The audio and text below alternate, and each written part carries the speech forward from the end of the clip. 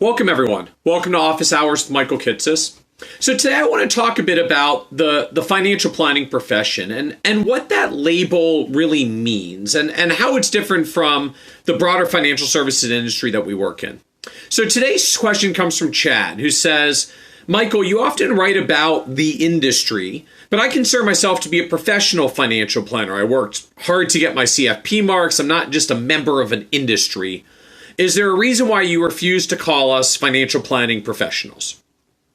So, great question, Chad. These terms of financial planning industry versus profession, I think really are thrown around rather casually and haphazardly. And I understand the angst it creates for all of us who've earned professional designations like CFP marks and want to be recognized as professionals with, sort of the truest sense of that label. But I want you to know that I don't throw those terms around loosely. When I say industry versus profession from time to time, and I actually use both on the blog, it's done with deliberate intent as to the true meaning of those words. So in other words, I use industry and profession from time to time, but not interchangeably. They're really meant to refer to different things.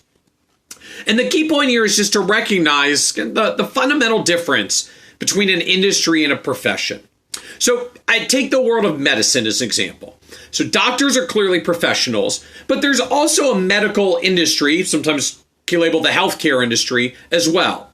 So the industry label refers to the broader grouping of companies around which there's a service or business activity. So the mining industry is mining companies, and the clothing industry is clothing manufacturers and distributors, as well as clothing stores that we buy from. Healthcare industry includes not just the doctors, but the nurses, hospital administrators, drug companies, medical equipment makers, device makers, and more. And so the point here is that professionals may work in an industry, but there's more to an industry than just the professionals. The professionals, in essence, are just one of many stakeholders within a broader industry. So in the context of our world, there's the financial services industry, and there are financial planning professionals within that industry. And so it's not an either or where they're mutually exclusive, where if I say the financial services industry, it's like a snub to professional financial advisors. It's simply to recognize that the professionals are a subset of the broader industry. So when I say industry, it's really meant to reference the whole broad industry, which is not just financial planning professionals who give advice to clients, but the staff that support us, the platforms we build on, like broker-dealers and RIA custodians, the product manufacturers who create financial services products that we implement or recommend to our clients, etc. And frankly, the other reason I have to admit why I sometimes use the label financial services industry is to recognize that there are a lot of people out there who call themselves financial advisors as though it's a professional term, when they're really not people that I would call professionals. So I know the label professional gets thrown around a lot, but there are classic learned professions that we've recognized for a long time. The big three historically were divinity, medicine, and law. And they had requirements for training and education experience before you could be recognized as a member of one of the learned professions. Now, that term is kind of widened in recent years. So we have professionals in divinity and medicine and law, but we also have professional hairstylists, professional golfers, professional dog walkers, and apparently even professional mattress jumpers. And so professionals is basically just a way to describe a person who gets paid for something as opposed to an amateur that does it for free. But when I use the term professional, especially in the context of our financial services industry, I'm talking about the formal definition of a profession. And so when we look at what formally connotes a profession, like a real bona fide profession and not just professional dog walkers, no offense to anybody who walks dogs, when you look at the hallmarks of a true profession, you typically see a common grouping of requirements. Unique and specialized body of knowledge, one that you have to actually get advanced schooling for, not generally accessible. Education experience requirements, so the public actually knows when someone is learned and can apply their professional knowledge. Recognized by society as a service that has a public good and necessity. Bound by a code of ethics as to what defines professional practice, with an enforcement body that actually disciplines those who have failed to act professionally. And typically the fifth hallmark for a profession is that it actually controls the use of terms and labels So the public can clearly distinguish between the actual professionals who meet those requirements and the amateurs who don't meet the requirements or aren't bound by or accountable to any kind of professional standards. So when I talk about a professional, especially in the context of the financial services industry, I'm talking about someone who actually has education, training, and experience to act as a professional financial advisor and is accountable to professional standards, because that's what really makes it a profession and not just a person who gets paid for a service. Now, when we actually go through that definition, arguably, financial planning is really not quite a real profession yet. I think we're getting close. Programs like CFP certification are a huge step forward because the CFP marks actually do entail education, a competency exam, an experience requirement, and a code of ethics. And those 4 E's are fundamental requirements for any recognized profession. But of course, the reality in today's world is that there's no requirement to have the CFP marks to call yourself a financial advisor or say you offer comprehensive financial planning advice. I mean, the irony actually is we're at the opposite end of the regulatory extreme right now. By law, anyone who works for a broker-dealer can't be in the business of giving financial advice and can only give tiny amounts of advice that are solely incidental to the sale of products under the Investment Advisors Act of 1940.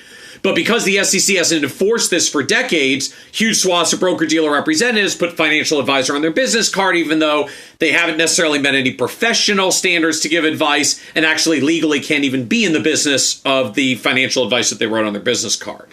So we have a huge gap right now where there are people that I think step up to being professionals, but there's no control of the terms that allows the public to clearly understand who is the professional and who is not, which is why so many other terms like doctor and accountant and the practice of law have regulation. That's kind of the point of it, is to make a clear distinction between the professionals who've met the entrance and ongoing standards versus those that do not, and that professionals have a regulatory body to which they're accountable if they fail to meet those standards.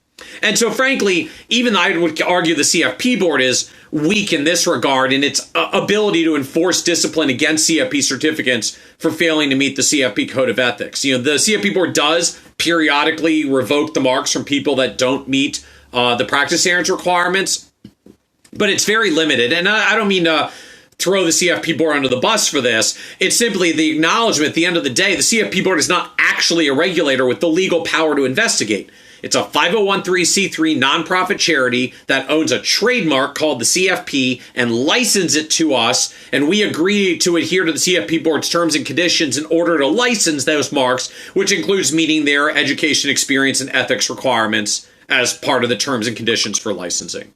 And again, this matters because it means even the use of label in financial planning, I think, is arguably still more aspirational than like really a reflection of where we are, because there's no actual requirement to go through professional standards to hold out as a financial planning professional. It's optional, encourage best practice. I strongly encourage anyone who's becoming a financial planner to go and get their CFP marks. But ultimately, from a technical perspective, I'd actually still make the case we're not really a profession yet until we put up the appropriate professional barriers that control the terms. Now, I think we'll get there someday. And aspirationally, I do like to talk about the financial planning profession that we're building towards as a way to refer to the subset of financial advisors, those of you who have really voluntarily stepped up to the kinds of professional standards that should, and I think eventually will be required of real professionals. But still, recognize that professional financial planners are really just a subset of all the people who use financial advisor or financial planner label. And those are just a subset of the broader financial services industry, which also includes platforms that support us, manufacturers of products that our clients use, and a lot of other ancillary services that all relate back to what it is to engage with the financial services sector. So I hope that helps as a little food for thought and further context maybe for the difference between financial planning profession and industry and why I actually do use both labels, not interchangeably, but to describe distinct elements of this financial advisor world that we all live and operate in. So this is Office Hours with Michael Kitces, 1 p.m. East Coast times on Tuesdays. Hope this has been helpful, and thank you very much for joining us today.